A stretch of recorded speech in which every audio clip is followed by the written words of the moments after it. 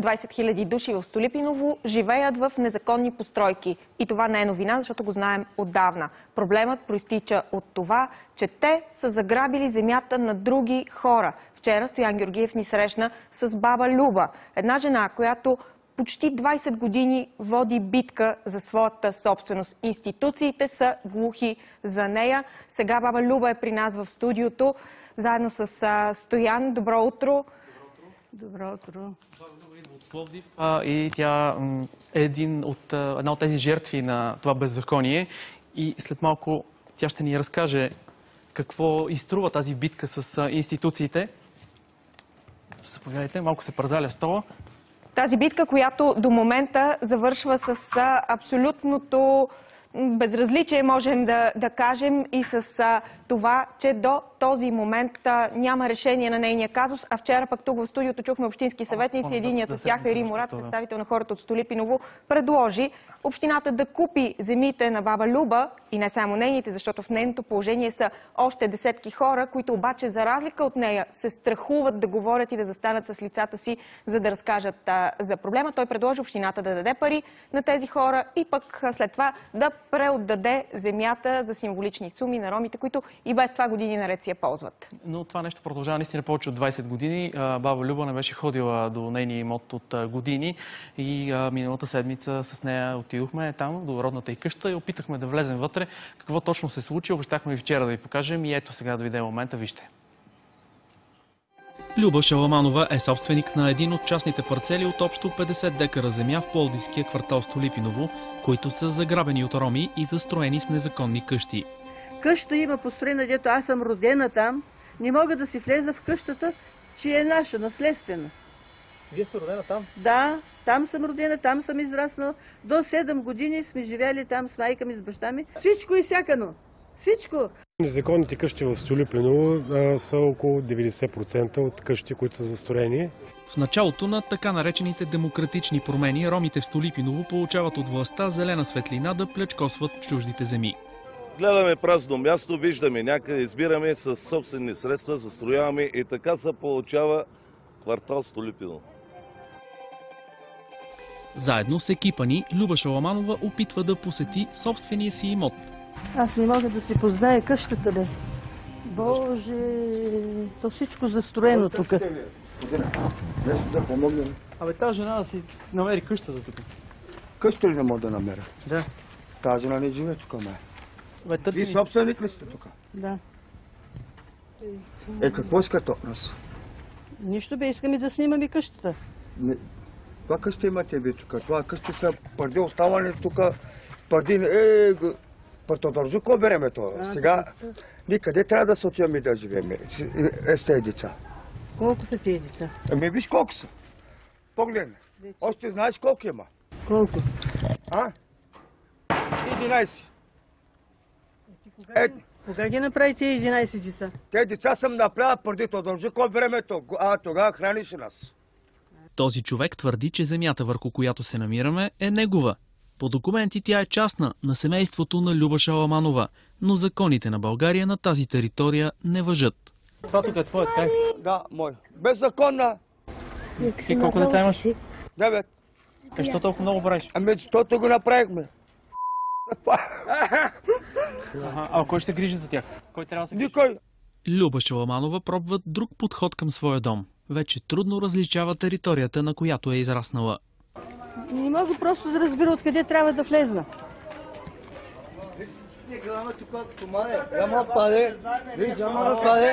Имотът, през който минаваме, е бившата ягодова градина на семейството на Люба Шаламанова. Родната й къща е някъде зад тези постройки. Тук има една къща. Как да влезем при нея? Тук не можеш да влезеш. Да, Това е место, не е тебе. Не е тебе. Виж тук, хората живеят тук, има деца, къде идеш това хората, ма? Всички по 11 деца има. Аз имам черте, Къде идеш това деца, ма? Зная апартамент да отива, напускам къщата. Дълбокото убеждение на всички роми, с които разговаряме, е, че щом имат деца, някой трябва да им осигури дом и да им дава пари. Искам да разбера откъде да влезна за къщата.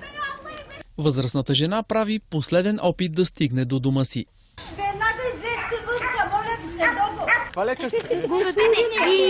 Където е дървото. Където е дървото от другата страна. В крайна сметка баба Люба не е допусната до собствения й имот. Дигам ръцете, предавам се. Това е невъзможно тук да дойдат да правят нещо. Това си е на държавата работата, тя изостави тая работа, а те циганите точно това използват. Това от тук нататък е всичко наше. Мислите ли, че вече може да е ваше някога? Нали имам документи? Червената чанта. Но вие да имате документи за България. Това България ли е? Аз съм. Това е чужда държава. Това е държава, Това нито е град, нито е квартал. Нищо не е. Това е чисто и просто държава в България. Поканихме всички кметове на Пловдив през годините, през чието мандати се е формирало това скандално населено място. Те не дойдоха тук единствено. Спас Гърневски вчера се включи по телефона. Добро утро, госпожо Шаламанова. Кажете, те ще ви чуят сега поне през ефира. Кажете, какво искате да кажете на кметовете на Пловдив и на Славчо Атанасов и на Иван Тотев? Какво да кажа? 7 декара земя циганите я застроиха. Това е. Не могат да си влезе в собствената къща.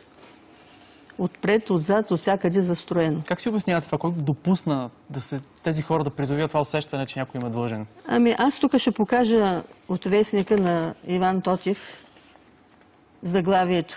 Това е негов вестник, така ли? Да, че който е над законите и така. А то всичко става над законите. Страшно е, когато някое малцинство си помисли, че е над законите. Така. Той самият говори за хората в Столипиново. Той, когато беше кмет в Столипиново, много ги защитаваше, имаше допир до тях и те използваха това нещо. Как ги защитава и как се случва това нещо според вас? Те си знаят какво си говорят. Как да го обясня, аз като нито съм го чула, нито съм го видяла, само го слушам. Вчера обаче някакво обвинение към вас се прокрадна, ако сте слушали дискусията ни в студиото, че вие не сте се погрижили за имота си още отдавна. Трябва да има нещо, което да е против нас. То така не може и за един път. Отдавна, както върнаха земите от ТКЗС-то, всичко си е наше. А те... влизат и... Какво да ви говоря? То не е за приказване. То няма думи. Въпросът е, вие информирали ли сте община, полиция, властите? Всичко. Няма вече къде да влизам. В Пловдив няма в коя канцелария да влезе и да се оплаче, че земята ни е заграбена и строежите продължават. Защото ви познаят всички. Повтарят всички роми, ми прави впечатление, някой като шли ги учи, повтарят едно и също. Ние тук сме прекалено дълго време, щом не се е потърсили. И това явно е някакъв кос. През всичките тези години какво и отговаряха институциите? Те циганите, вижте какво казаха. Кметовите вика ни даваха земята да строим. Така казаха, да. Даже не пуснахме всичките тези. На кмета ли е земята да дава да се строи? Нали ние сме си собствениците? Вие какво очаквате да се случи сега? Ето, имате, в момента ще ви чуят и институции, и държавата, и кмета. Обърнете се към който пожелаете. Към всички съм се обръщала глуха линия. Да видим сега какво ще стане. Какво е решението според вас? Всичко се показва, всичко се обяснява. Дано да има някой човек, който да се заинтересува за нас. А всички тези хора, които вече се така доста деца правят, разрастват се, какво е решението за тях? Много не виждаме никаква така нотка на отговорност, което е доста... По едно време казаха, че ще дават 500 лева на жените, които раждат трето дете. Те като хукнаха, всичките почнаха да раждат. На тях давай и ги осигурявай с нещо. Това е тяхното слабо место. Какво да кажа аз? Когато се върнахте с Стоян в родната си къща, това за първи път от колко време насам беше? Много малко време. Точно с времето не мога да определя. Малко време беше, 1-2 години. За толкова с малко време, толкова къщи са изникнали. Вие пак сте ходили? Ходила съм, да. Ходила съм и още щом ме видят на улицата, всички ти скачат срещу мен. Те ви познават, защото знаят защо отивам, да. А вие отивате да ги помолите да ви освободят имота? Само това не върши работа. Кога за последно влязохте в родния си дом? Какъв спомен имате от този момент? Може би има 2 години. Успяла сте да влезете преди 2 години? Успях да влезна, като къщата е заселена с... едната страна на къщата е заселена с семейство, и то 2 семейства. 2 стаи и 2 врати са отворили. На стая по 1 врата. А другата страна беше заключена и ходиха, викаха собственика на ключовите да дойде да ме питат защо съм дошла. От време на време виждаме някакви акции на държавата, на общините, разрушават се къщи по 1, по 2. През това време вие имате наблюдение в Столипиново, докато се разрушат 2 къщи. Ето имахме такъв случай преди 2 седмици. Колко нови порастват? Как да ги броя? Мога ли да ида до тях, да стъпа до тях? Въпросът е дали по-бързо, повече се строят, отколкото се разрушават? Да, повече се строят. И нараства квартала? И нараства. Още една история ще ви покажем след малко, която е дори още по-потресаваща от тази на баба Люба. Защо човек, който има декар и половина земя в същия този квартал Столипиново, по същия начин тя е застроена, заграбена от хора, които са построили незаконни постройки върху нея. 30 души са регистрирани, общината ги е регистрирала на този адрес, въпреки че той не е техен, никой не им е дал това разрешение. Но историята има дори още абсурдно развитие. Човекът, който притежава това нещо и държавата не направи нищо, за да му го върне, и живее на друго място, и там, където живее, си направил асма и си направил една дървена конструкция за асмата. И представи си, Мария, получил глоба за това, че няма разрешение за строеж да направи тази асма. Вижте тази абсурдна история, след което човека ще бъде в студиото. Димитър Гешев е собственик на декар и половина земя в Столипиново, окупирана и застроена с незаконни постройки. Борбата на Гешев с институциите за правото да върне законния си имот е безуспешна вече 26 години. На моя адрес са регистрирани 30 души. Да, 30 лица са регистрирани, на Шумен 35. Гешев продължавал да се надява, че прокуратура, община и държава все пак ще свършат работата си и ще върнат имота му в Столипиново. Но вместо това получил акт за незаконно строителство в двора на къщата, където живее. Отново в район Източен в Пловдив, но в частта заселена с българи. Значи това е, което го изкарва, че е съоръжение незаконно построено вътре в имота ми. А то е дървена смълък, това е лоза, тук е старата, тук отдолу е малката, е новата, от на 2 години е тази малка. Само за това дървеното? Да, само за това дървеното. Давам показания в 6-то районно управление. Незаконен строеж? Незаконен строеж. 2 часа и 5 минути давам показания за това нещо. Гешев има заповед да събори дървената рамка за асмата си. Абсолютен тормоз. Не може 2 часа и 5 минути да давам показания за 5 дъски. Това не се води престъпление. В имота ти някой да влезне, да го застрои. Това в продължение на 26 години. И ти търсиш начини, търсиш съдейство. Район Източен си търсят начини да си отмъстат нещо за те мои борби, които вода за имота ми в Шумен, там, който разполагам с него. След реакцията на властите срещу дървения смълък, на фона на липсата на реакция за незаконните ромски къщи в имота му, Димитър Гешев завежда дело за дискриминация срещу България. Димитър Гешев е при нас. Добро утро, господин Гешев. Вие сте направил едно огромно нарушение, незаконно строителство. Построил сте дървена рамка за асма, без да получите разрешение от държавата, документация и санкция, печат и подпис на кмета. Защо така направихте? Не, това е значи в имота, който притежавам на улица Професор Иван Шиманов 12А. Аз имам 2 асми, едната, която е отпред на входа на самия дом, а другата е в задната част, която показвате вие по телевизията. Разбира се, шегувам се, опитвам се поне в тази ситуация. Да, ето всички тези документи, които имате, това е вашата битка, за да направите така, че да си възвърнете имота, върху който има незаконни постройки в Столипиново. Всички тези документи са на господин Гешев. Какво направихте през годините, на кои врати почукахте?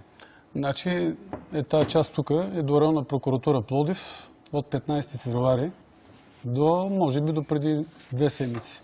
Значи 2, 4, 6, 8 сигнала са това до районна прокуратура. Срока за отговор на районна прокуратура е от 14 до 20 дни. А сега става вече горе-долу 5 месеца и 17 дни. Аз отговор от районна прокуратура никакъв няма връзка. Съпоставянето на случая в Столипиново, който съм съсобственик на имот декар и половина, в който не се предприемат никакви мерки в продължение на 25 години. Репресия ли е срещу вас това? Това е един тормоз и някаква демонстрация на сила, на власт, която трябва да се докаже за това, че миналата година бех подал до районна, окръжна, апелативна и върховна касационна прокуратура. Ние също потърсихме Пловдивската прокуратура и искахме да имаме на живо човек, който да отговори на тези въпроси. Защо това някой да открадне имота на друг не е престъпление. Получихме отговор от тях, ще прочета част от него в районна прокуратура Пловдив. По постъпили множество жалби от вас, Димитър Гешев, адресирани до различни институции, са били образувани общо 6 броя преписки, пишат от прокуратурата. По всички са били извършвани, продължават да се извършват предварителни проверки, пишат от там. Част от сигналите за незаконно строителство в негов имот, насходящ се на улица Шумен 35, нерегламентирано сметище, образувано в същия имот. Районна прокуратура Пловдив проверява изнесените данни от господин Гешев, като при установяване на достатъчно такива за извършено престъпление от общ характер ще бъдат предприяти съответните действия. По повод изнесените данни в предаване на BTV на 1 август 2016 относно незаконно строителство, ви уверявам, че прокуратурата няма правомощие да осъществява контрол над незаконното строителство, след което от прокуратурата казва, че се ангажират да направят проверка на това дали институциите, които трябва да го правят, са взели необходимите мерки, за да си свършат работа. Още веднъж потвърждават, че не е тяхна работа, доколкото разбирам, или поне предприяти съответни действия. Те първо проверяват. Какво има да се проверява, когато някой си е построил и се настанили 30 човека в собствения ти дом? Значи не са техни действия, значи това не е задължение на прокуратурата. Действия ли са през месец май на полиция и 3 инспектори от община Пловдив да нахълтат в този същия дом на улица Професор Иван Шиманов 12. Където аз мата? Където аз мата в мое отсъствие, влизат през другия вход на съседа, без да тропнат, без да звънат, без да се обадят, нахълтват вътре и той ги вижда през прозореца, ще има някакви лица, плюс полиция. Тоест имало акция срещу вашата незаконна АСМА? И на АСМА, която е 1,40 на 1,80. Аз се видях лично, наистина. Аз никога не съм предполагал, че трябва да получиш разрешение от някакво свърши 3 дъски. Така, за това нещо ангажират полицията. Макар че полицията има много повече задължения в квартал Столипиново, квартал, който е снабден с много безбандеролна стока, така да се го кажем, между нас. Не се интересуват кой го зарежда този квартал с тези стоки, обаче се интересуват от моето асмалъче, което е 1,40 на 1,80. Добре, ще съгласите, че трябва да се спазват законите, когато става въпроси за такова асмалъче. Мария, това с тези преместваемите постройки, то не преместваеми, то дори не е постройка, е доста... То е временно, както съседката, която е подала сигнала срещу мен, тя има 2 асмалъка по 30 квадрата. Аз съм подал ответно сигнал срещу нейните неща. Защото те не обръщат внимание на нейното 2 по 30, а обръщат на моето 3 квадрата. Добре, господин Гешев, сега имаме пряка връзка с Пловдив, където единствената институция, която се съгласи да застане пред камерата ни, е тази, която осъществява контрол по строителството в Пловдив. Ние искаме да попитаме тази институция, защо АСМАТА и няколкото дъски на господин Гешев са повод за акция от страна на вас, господа, и защо 20 000 души, които са превзели чужди имоти и построили са незаконни къщи, стотици на брой, не са проблем за вас. Добро утро! Добро да бъде и за вас. Ако започнем от къщата на господин Гешев, в която също е съсобственик, причината за нашата намеса е жалба от съседка, която точно оказа какво и пречи. Между другото, съседката има същата асма. След извършената проверка, освен дървения навес, който беше скован, входа, който е светъл към двора, беше покрит с конструкция и иззидана... Господине, чувате ли ме? Вие в момента ми разказвате за тази асма, наистина с такива подробности. Разбирате ли, че в същия район Източен има един квартал с незаконни 20 000 човека живеят в незаконни къщи и продължават да се разрастват? Нека вървим стъпка по стъпка. Нали искате да чуете всичко? Значи, не става въпрос само за асмата, а за строителство, което е незаконно извършено в хода на самия имот. Добре, разбрахме. Полиция, общинската администрация, всичко е впрегнато в това да се справите с тази незаконна асма. Колко пъти сте чували, че тези хора, включително баба Люба и господина до нея, имат проблеми с собствеността си в Столипиново? Така, сега искате ли да отидем в Столипиново? Заповядайте, време. Добре дошли. Да, благодаря ви. Когато говорим за Столипиново и когато говорим по принцип за конфликт, винаги има 2 страни. Това, което вие в момента акцентирате, е наистина фактите, за момента. Факт ли е, че тези двама души са собственици на земя, която плащат данъците на общината си, но не могат да ползват? Говоря, че това са факти. Наистина е така. Какви са фактите по отношение на действията на общината? Докато сте заети с махане, бихте ли могли да свършите по-съществена работа? Може ли... Добре, искате ли да чуете или... Например, говорим за онзи имот, който снимахте, в който имаше 2 къщи за разрушаване в края на миналия месец. Той е изключително показателен. Имотът е реституиран 2004 година. Имотът представляваше сметище и върху това сметище имаше 2 незаконни къщи. Не, господине, това просто не е вярно. Имаше 30 незаконни къщи. Господине, там имаше 30 незаконни къщи. 2004 година. Вие разрушихте 2 къщи, а там имаше 30 незаконни къщи, 28 са там и в този момент. Господине, 2004 година, когато е реституиран имота, там беше сметище и имаше само 2 къщи. Баба Люба ви гледа в момента и очаква да чуе. Някога ще получи ли имота си? Погледнете я и кажете. Може ли за момент? Може ли да ни говорите по същество? Баба Люба, има ли шанс някога да влезе в собствената си родна къща? Искам да разберете защо това се получава. Искам да разберете защо това се получава. Ама ние още вчера обяснихме защо се получава. Заради административни процедури и тупане на топката. На господин Гешев и баба Люба им кажете, ще видят ли собствеността си в техни ръце отново? След като продължавам да говоря, защото вие наистина не искате да слушате. След като имотът е чистен 3 пъти и на практика това, което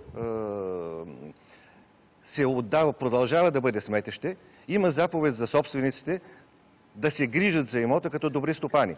Този имот не е бил ограждан. Тези двама души не се грижат за собствеността си, това ли им казвате? Не е във владение, най-напред трябва да се имотите не са оградени. Вижте, да може да се грижи за собствеността си, разбираш. Най-напред трябва да е владееща собственост.